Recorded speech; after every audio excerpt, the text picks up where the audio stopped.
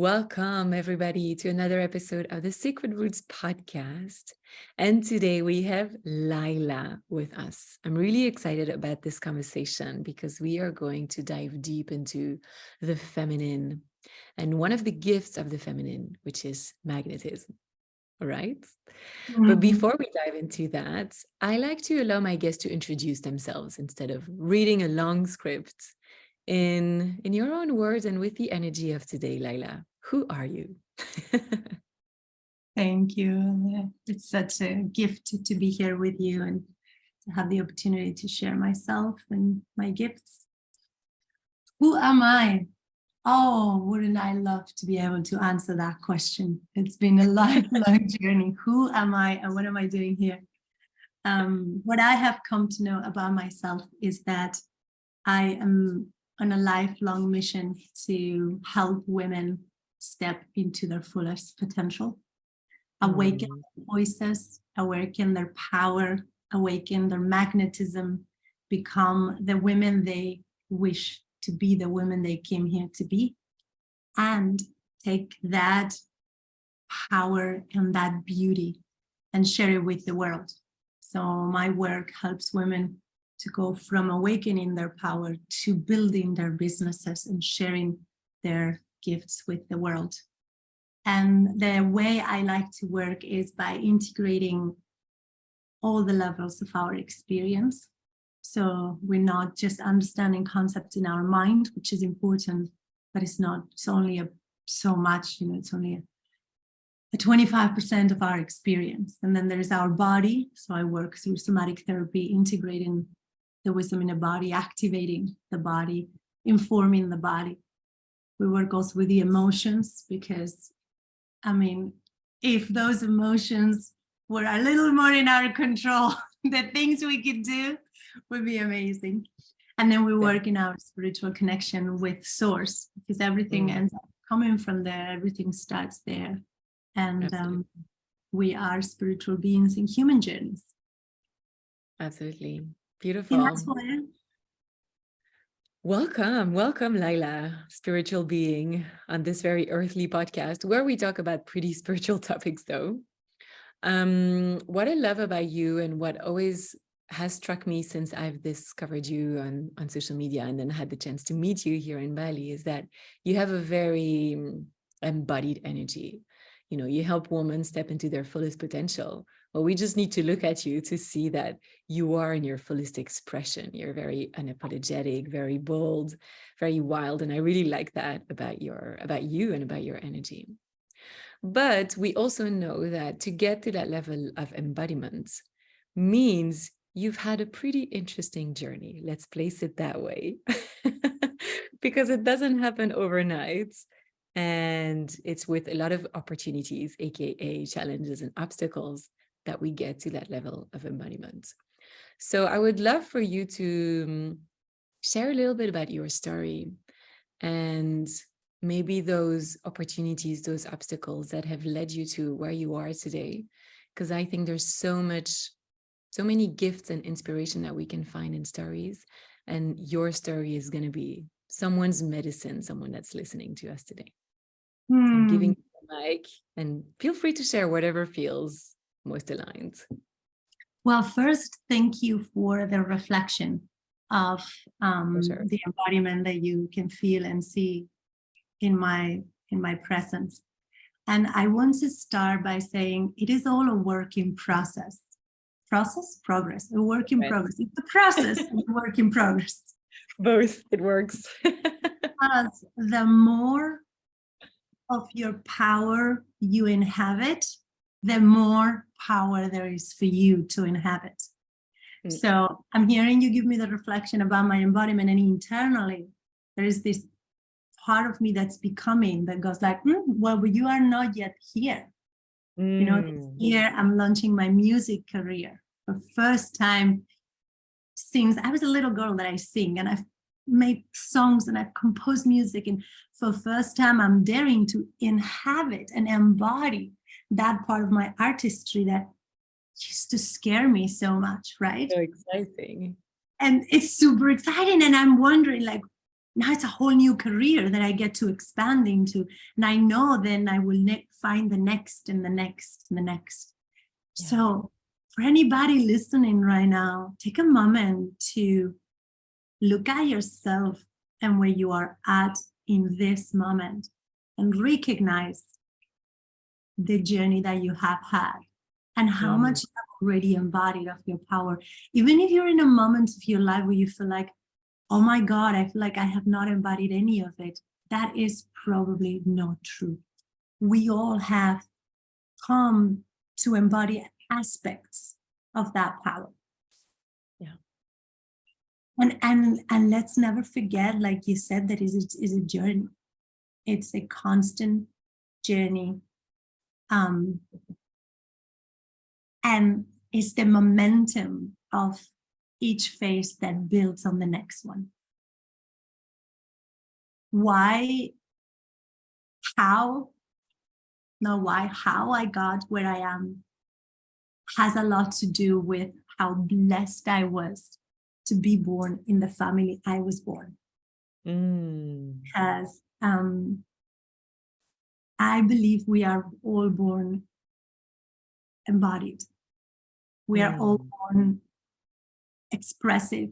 We are all born free and unapologetic and wild. I mean, look at a toddler.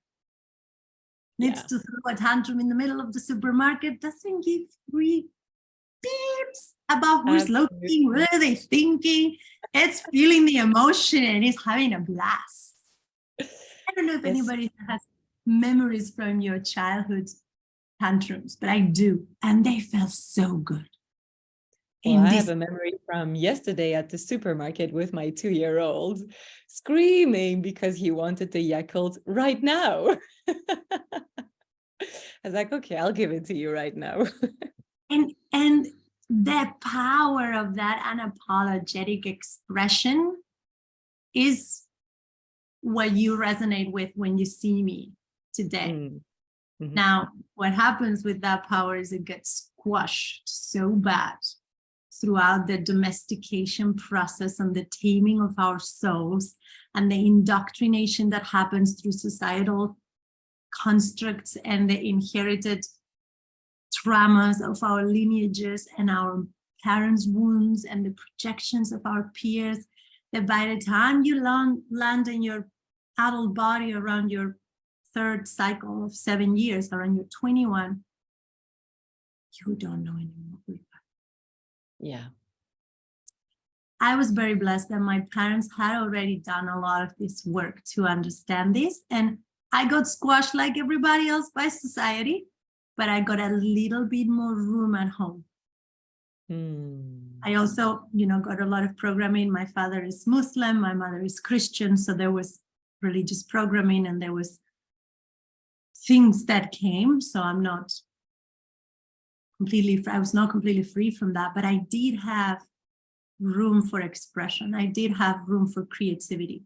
My mother inscribed me in dance classes and music classes and theater classes from a really young age. So I got used to making this bridge between my wildest imagination, my emotions, and my physical expression. And I would love for all of us to look at this for a moment as a roadmap for everybody. Because in the mind, in the consciousness, that part of us that tells us apart from any other being in this planet, right? We have this self-aware consciousness that has developed throughout neurology that allows us to have wild imagination and then see ourselves in them, right? That's where you see the woman you're wanting to become. Then there is this feeling body, the sensations, where you pair this visual with the desire to become it, but also with the fear of becoming it, and the vertigo, and the butterflies in the belly of becoming it. Most of the times the journey ends there. Think about it, you daydream with it, you might feel it a little bit in your body, and then you go back to being what I call your mundane self. because we don't dare to embody it, to drop it into the body, to do the last step.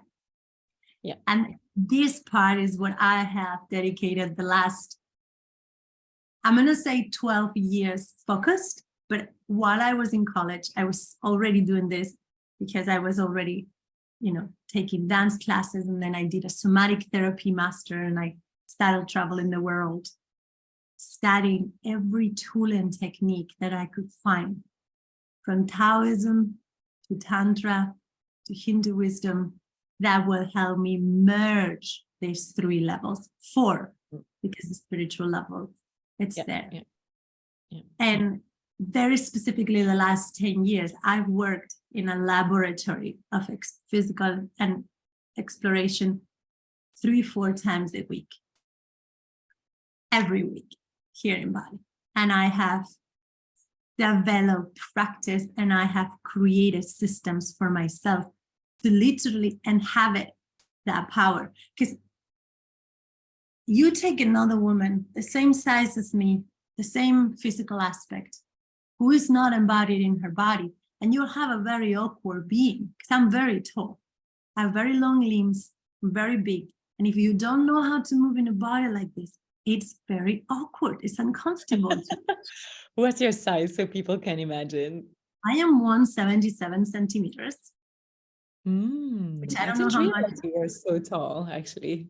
Yeah. I'm tall bee. Because I'm 71, and people often tell me I'm pretty tall. And I'm like, yeah, I guess. You and I are really tall. Exactly. So why am I bringing this tall? Because, whether you're tall, big, small, being embodied in the body, I use the word inhabit, which is like really feeling at home in this physical vessel. Yeah, I like that word. It's such a key. That you can read a million books about feminine energy and grace and power and magnetism. If you're not in your body, well, the feminine is supposed to be embodied. That's the whole point. She's supposed to be in the body, because the feminine's the body and the masculine's the mind. And that's so key. Exactly. So when you ask about my journey, that has been my journey. My journey has been embodying in this body. I started, first I experienced sexual abuse at a really young age, which severed my connection with my body. And I didn't know until many, many years how deep that frozenness was. And then I entered the modeling industry at 16. I was already very independent, and I wanted to have my own money to pay my own studies. And I got into the modeling industry, and I developed a really severe food disorder where I was like starving my body to be skinnier and skinnier and smaller, even though I am a big woman, and completely disembodied. Yeah. By the time I finished college, I had symptoms of burnout and excessive mind activity, completely disembodied, completely blocked in my emotions, which means because you're not processing the emotion as the emotion is coming up and happening naturally, then what you're doing is you're bottling it lashes out, and then you bottle it again and suppresses it, and it lashes out. And it's this vicious cycle. And from that place, your mind is going in one direction, your emotions are going in another direction, your body's going in another direction, probably have no time or awareness about your spiritual body. And then you wonder, why did you walk into the room and nobody notices you? Why are you not able to create abundance in your life? Why there is these other women who don't have the same amount of studies as you do and don't have the same amount of preparation, but everybody wants to be with them, everybody wants to hire them, everybody wants to be their friend? Is it because they're prettier? No. Is it because they got lucky? Sometimes luck plays a role, but there is a very big difference to being the one or being the one that gets away with it. And the key for being the one is you are walking in your being, in your self, in your persona, with all the pieces of yourself together in alignment. And so you don't need to play tricks with life to get away with it. You don't even need to convince people like just yourself enough. It's magnetic. Yeah. So about that magnetism, it's a topic that you talk about a lot and that you teach to the woman you work with. And you also link magnetism with the dark feminine. So before we dive deep into magnetism, I would love for you to explain a little bit about the dark feminine, because I've written a book about the divine feminine. And in my book, I talk about the wounded feminine and the divine feminine. I didn't get into details into the light and the dark feminine because they were integrated to me, and I was just simplifying the whole concept. But what is the dark feminine to you? And what does that really mean? Because I think some people might confuse it with the wounded feminine, whereas actually it's part of our power. It's part of the divine feminine, absolutely, to be in that darkness. But I would love to have your perspective on that. Yeah. So the oldest tale that we have recorded history of, the oldest story that was ever told on planet Earth that we have recorded history of, is a Sumerian tale from thousands of years ago. I don't remember exactly the date. The story is called The Descent of Inanna. And it's very interesting that it is the oldest tale we have recorded history of, because that points out to us that when humans started feeling the need to put wisdom down into rock, this one particularly is hammered into living rock, the first things that we felt was important to remember were connected to the dark feminine. And so the story is the story of the goddess of heaven and earth who goes deep in the underworld to visit her sister, who is the goddess of death. And I'm going to use this story to describe the dark feminine because I feel like it's the best tale ever for us to not only understand what the dark feminine is, but once again, feel it. Mm-hmm. So within each one of us, there is a goddess of the heavens and there is a goddess of the underworld. There is the yin and there is the yang. There is the light and there is the shadow. There is the day and there is the night. And very especially when the feminine is embodied in female form, these two polarities are experienced at a biological level every month. For the men listening to the podcast, or for the women who want to share this podcast with the men, they do go through this too. However, it's much more clear to see it in us because we are a physical embodiment of the energies of the feminine. Mm-hmm. Biology goes through the heavens, half of our moon cycle, when we are ovulating, and right after our bleed. So right after the bleed and into the ovulation, we have this growing moon phase of ourselves that's shining in the world. And it's shining in so many ways, hormonally, emotionally, physically. Your body is blooming. You're ovulating, you're becoming life, you're given opportunity to create. If you are in your menopause, this keeps happening. You just don't have an egg anymore doing the thing, but this keeps happening in your body. The other half of your cycle, as your egg dies and your body recognizes there won't be life this cycle, it will be death. Your entire being is going through death. Mm. Your hormones are going through death. You're going to create chemical reactions in your body that allow for your body to expel the dead egg. And your psychology, your subconscious mind, your emotions are tuning into that wisdom of the dead. That is the dark feminine. And so when Inanna goes to visit her sister, then what the tale is telling us is that story of the light going to meet the darkness. And in the story, Inanna gets taking off all her garments and her jewelry and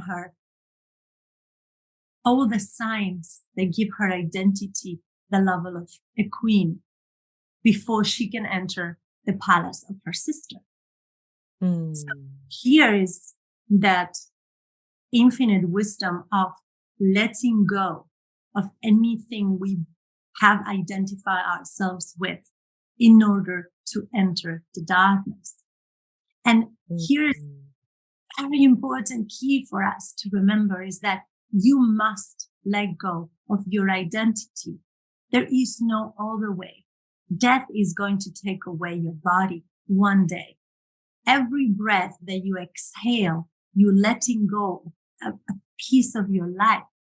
And so you either make friends with this part of the process, or we're going to suffer our whole life, because life is meant to take away things from us. So becoming friends with the dark feminine is doing this process willingly.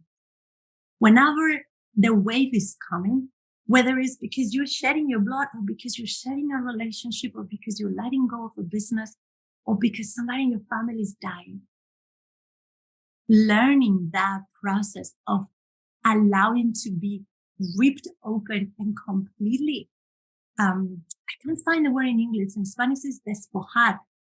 It's like shed anything that you have held into as an identity. When women learn this key, we don't get stuck. Because life is going to throw us things, but we have the ability to navigate the hard things of life as part of life. And how does this tie back to magnetism? It's like, now I have the ability to remain present with my mind, my emotions, my body, and my soul throughout the whole cycle. I'm not going to lose the center of my gravity when life hits the fan, when I'm bleeding, when I'm having a bad day. I am going to continue being able to be present throughout that experience and integrate that wisdom. The journey of Inanna continues because when she gets to meeting her sister, she's struck by death. Her sister literally kills her. It's the goddess of death. It's the gift she gives. And she holds her corpse on the side of the palace, on the wall, as a memory. Complete alienation? Alienation is the word. Complete surrender to a force greater than you. Now, take this picture and imagine that you're walking into a boardroom where there is a lot of high executives from your company, and you come in to pitch a new idea. And there's a round table of judgment. Every single one of those people is there casting judgments on you, just like Inanna's sister casted. And in the process, I forgot this piece, in the process of Inanna walking through the palace, there's all of these demons that are casting judgments on her.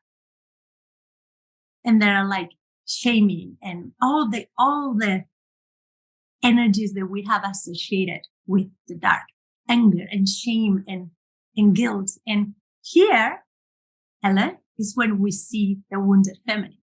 We must go through it. There is no way. Please never forget this, my loves. There is no way in this planet out of anything that's not going to go through it. If you're going to avoid it, it's coming back later. You gotta walk through. We gotta walk through our wounded feminine as well. It's part of the Path of Femininity too. So go back to the boardroom. If you have developed this ability to remain present through it, now you're a queen.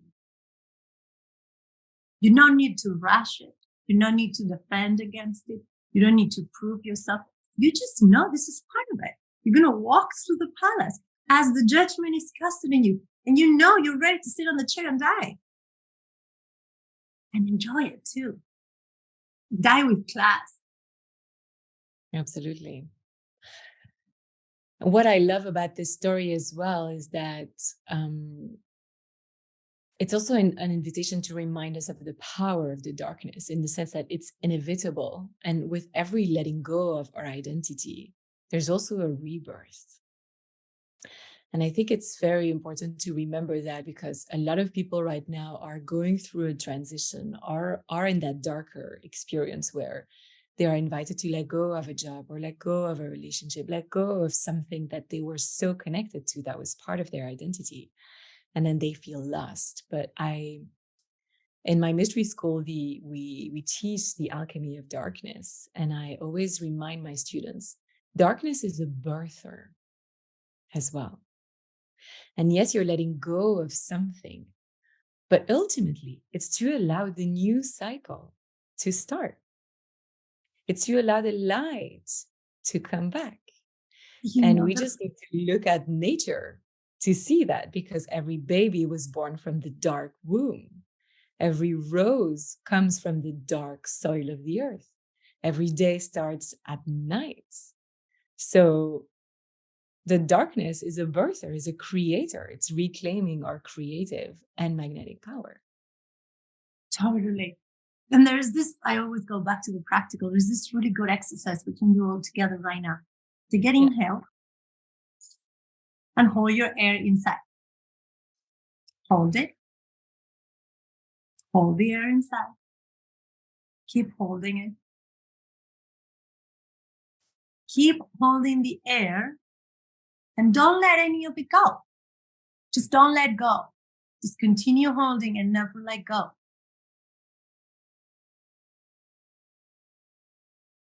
At some point, you have to exhale.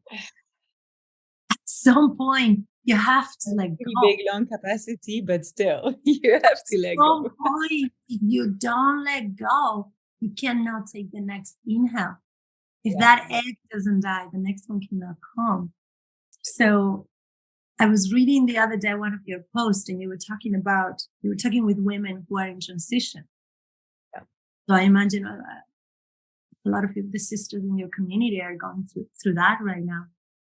Mm-hmm. Don't wait to get to the other side of the darkness in order to become the magnetic goddess that you want to be. It's in the darkness that she's born. Full goosebumps again. Yeah.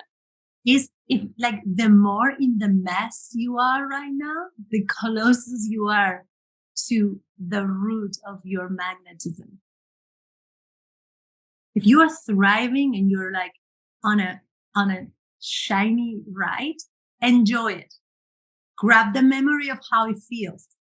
But know that if you're feeling super magnetic up there, the time is going to come where you're going to go down. And I want you to remember that, because then the real work starts. So if you are in the underworld, you're holding like a corpse on the side of the palace like Inanna, congratulations, you're closer than anybody. I'll finish the Inanna story because Inanna doesn't stay there dead forever.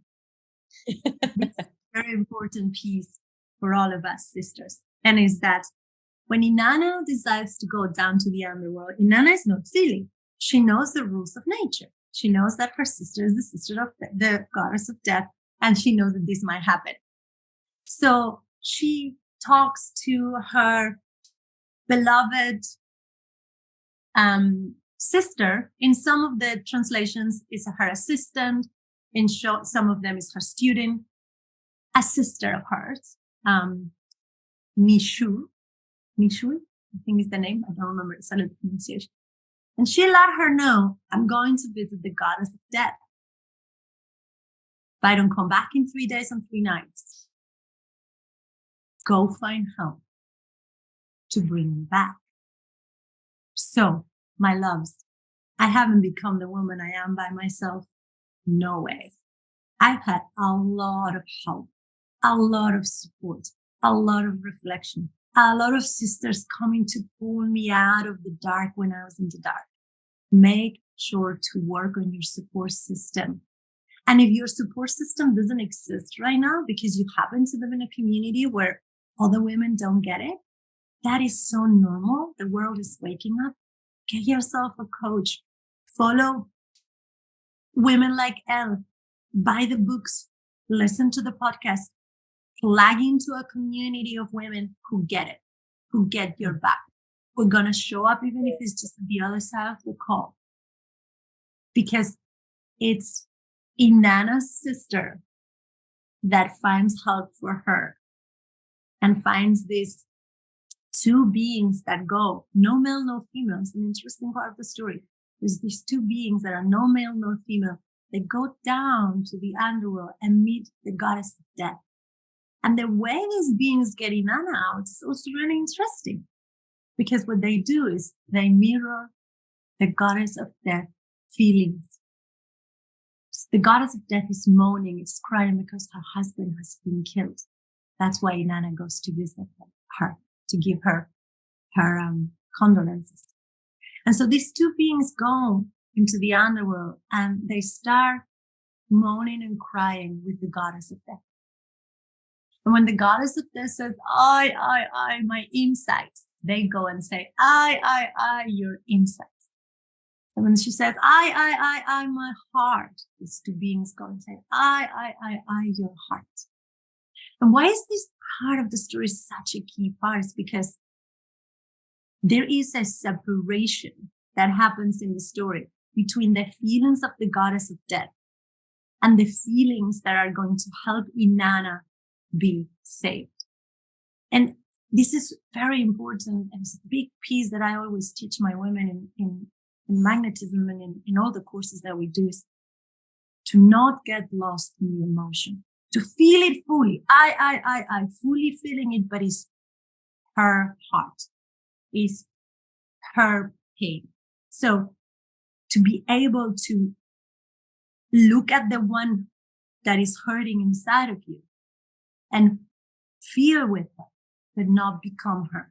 Remember, you are not your emotions. You are experiencing your emotions. The goddess of death feels so felt and so seen and so supported that she says, I will give you anything you want. And the two beings says, we want the corpse that's hanging from the wall of the palace. And they take Inanna back to the world. But there is a catch here. You don't leave the underworld without leaving something there. It's a trade that needs to happen. Like in the story of Persephone and Demeter, that then becomes the seasons, the world. We can go into that story in another day. Inanna must leave something in the underworld. And this is very important for all of us also to recognize that the underworld, the dark feminine, it's always going to have a door open for us to come back. Yeah. So don't look at it as something that you got to solve and leave behind and never again come back. There's nothing wrong. There's nothing immature. There's nothing inadequate about the shadow.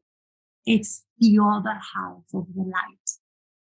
And it will always be there waiting for us to go deeper and let go of all our identity of today so we can become the next one. Because when Inanna emerges back from the underworld, she's bigger and brighter and wiser. And she can help her people in a much more powerful way. I love stories. Yes, I love stories. There's so much wisdom in this tale, in this legend. And I want to pinpoint the fact that you shared in a lot of ancient tales, we always hear the story of 3 days and 3 nights, something that's present in the story of the Christ. And if we look at nature, it's also present in nature, because there's the winter solstice, which is the depth of the darkness. And it's actually called solstice because it comes from the Latin word, which means stillness. Solstice in Latin means stillness because the way the sun comes up, like rises and sets, it's exactly the same location. And so we say that the sun is still in the sky for 3 days and 3 nights. And we see that in a lot of ancient legends. And I love it in your story because it really underlines the idea that you have to sit in your emotions, just like you said. You have to feel it all. It's not like, oh, I go there one day, one night, and then I come back. You know, Christ needed 3 days and 3 nights. The sun needs 3 days and 3 nights to then come back. And it's present in so many other tales. But it's also 3 days, not 10. I'm so glad. I was like, if she doesn't say that, I'm going to. Yeah. 3 days, So not 3 years. Exactly. It's important to feel it and honor it because there's a gift in there. And we're going to dive more into that and how it activates your magnetism and your healing. But it's also not 10 days. So cry, honor what you're feeling because nature is teaching it to you. Inanna is teaching it to you. Jesus Christ is teaching it to you, and so many other tales. And we have forgotten that in our society because we want everything so quick. And sometimes we have a tendency to like this toxic positivity of, okay, I'm going to cry for 5 minutes and then, okay, now I'm going to feel good. I'm going to tap. I'm going to do a breath work. I'm going to do a meditation. I'm going to get out of it. And it's like, yeah, it's amazing that we have all these tools to heal and to feel better. But what if the healing actually happened by feeling it all? Yeah. And the tale of Inanna really reminds us that. And I love that. And it's important to never forget that healing is not linear. I mean, nothing is really linear. We live in this fake construct of time, and I struggle with it so bad. Never linear. So you might go through a full cycle of grief and you come to the other side and you're genuinely complete with that grief till the next moon or till the next year. And then you find yourself grieving again and you go like, well, hadn't I grieved this? Yes, but not in a linear way. You are going in the spiral and you come back to the same place where your grief was. Now you're at a level higher or deeper or whatever, but it still needs to do work in that. And I often find, my clients come back to me, oh my God, but I thought we already solved this. Yes. And now you're being presented with the opportunity to work with it from a deeper place. The key for me in this process is to move away from victimhood into master. So no matter what is happening, it's an opportunity for you to become a master of it. Never a victim. Absolutely. I would love to go back to what you said that gave us full body chills, which is it's in the depth of the darkness that your magnetism is born, is birthed, is activated. Because for those who are in the darkness right now, they're like, how is that working, Layla? I don't get it. I'm crying. It's really uncomfortable. It's really hard. And you're telling me I'm being magnetic here? So can you tell us more about that and what is happening at an emotional, alchemical level and how it's actually activating our magnetism? Yeah, totally. So magnetism, if you actually look at the word magnetism in the dictionary, the first definition that you get is from science, right? A magnet is I had it the other day. It's a metal. It's a metal. It's not a metal, but it's defined, it's described different. But that actually, it's important. Let me just Google this for a moment. Magnetism is the force exerted by magnets when they attract or repel each other. Magnetism is caused by the motion of electric charges. Every system is made of tiny units called atoms that magnetize each other. So it is an electromagnetic natural law, right? Yeah. If you look at your body as the magnet itself, the electromagnetic circuit of your body is your nervous system. Yeah. It's the part of your body that moves the energy, moves the impulses. Yeah. When you are magnetic, when we are in the presence of somebody that's magnetic, it's somebody whose magnetic system, aka nervous system, it's in a particular place. If the nervous system is stressed out, unfocused, unpresent, fearful, reactive, there's no magnetism. The magnetism happens when the electromagnetic internal circuit, the nervous system, is vibrating at a grounded place. Now, how can we train this? How can you walk into the boardroom and instead of getting your nervous system so scared that people is actually uncomfortable to look at you because you are like having a bad experience, we can feel you. Yeah. You're actually able to sink deeper and deeper and deeper into that magnetism. How you can train that, where you can train that the best is in the darkness. When you're on the bathroom floor, crying to God for how tough what is happening is, as you complete the crying, as you're done with the my insides, now create space to just be present with yourself. To sit there or lay down or crawl, whatever you need, and focus on your mind and focus on your emotions and focus on your body and create this ability to be present with it. That if somebody walks in the room and finds you on the floor with all your mascara dripping, your swollen face and your puffy eyes, will be like, wow, what a magnetic being. And will not be able to understand why it's feeling so drawn to you, because internally you're in absolute surrender.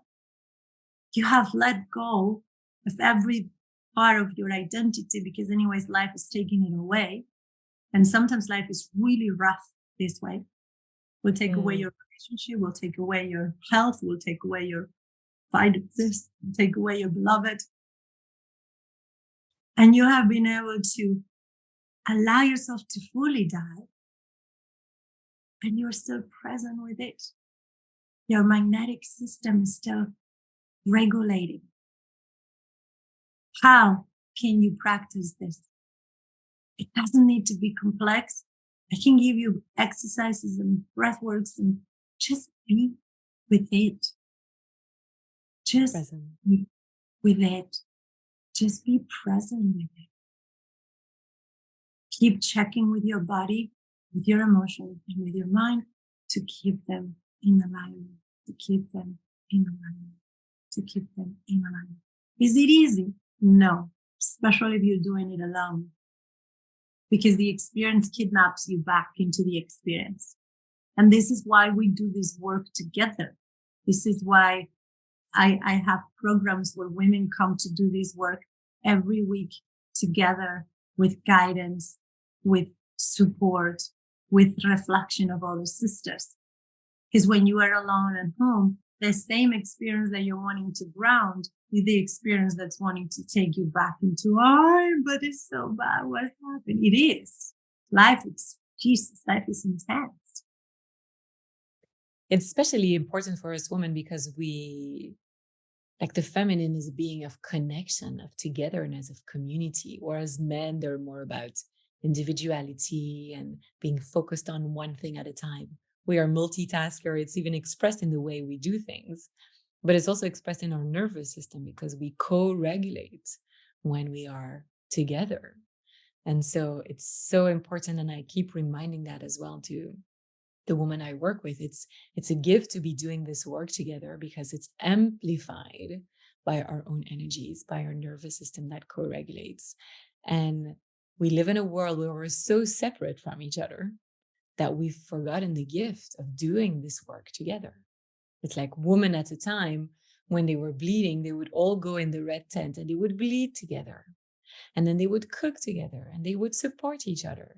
And in Bali, we still see that because there's still that community aspect.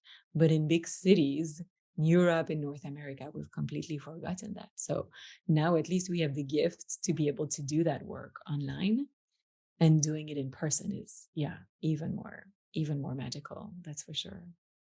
Yeah, it's absolutely vital. So for the ones that are listening to us, because we are slowly getting to the end of this beautiful podcast with the wisdom of Inanna, do you have one last thing you want to share for women who want to magnetize money, magnetize love, magnetize clients? Well, you already talked about the nervous system and regulating your nervous system by being with other women, by breathing, daring to go into their dark feminine and cry it all out. Anything else you'd like to share with us?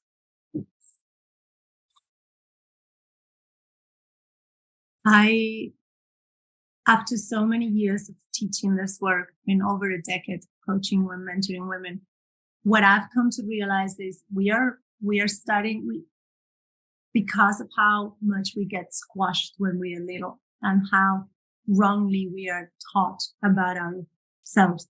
We're starting this work from a place of disadvantage because we don't know how our minds work. We don't understand the intricacies of our psychology. We don't understand our body. We're disconnected from our sexuality. We have never been taught emotional intelligence. So I understand that to say, hey, going to drop into your magnetism when all the pieces of your puzzle are a little bit messy is not fair. And so because of that, I'm very unapologetic about recommending women to work with professionals.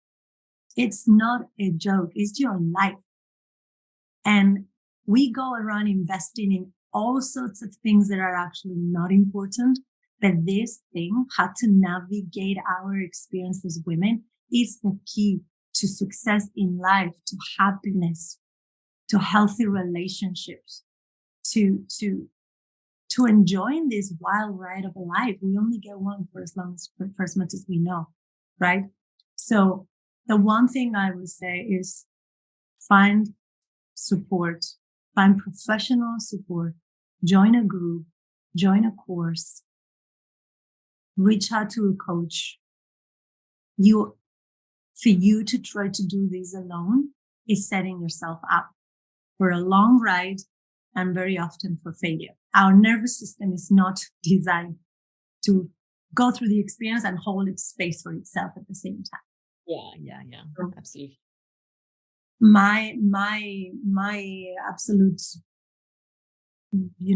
gift, the best gift I can give women is to encourage them to prioritize themselves and invest in themselves. If I hadn't invested in myself for the last almost 2 decades, I wouldn't be what I am. I said it. I didn't do this alone. I had Definitely. a lot of support and a lot of help. Thank you. We're not just working with learning new things. We have to deprogram and decondition so much. It's just not fair. And we don't see our blind spots. No, you can't. You see your back if you don't have a mirror. You can't. It's hiding that. Even with a mirror, it's hard. And so for anyone that wants to actually work with you and that is called by your energy, your wisdom, where can they connect with you?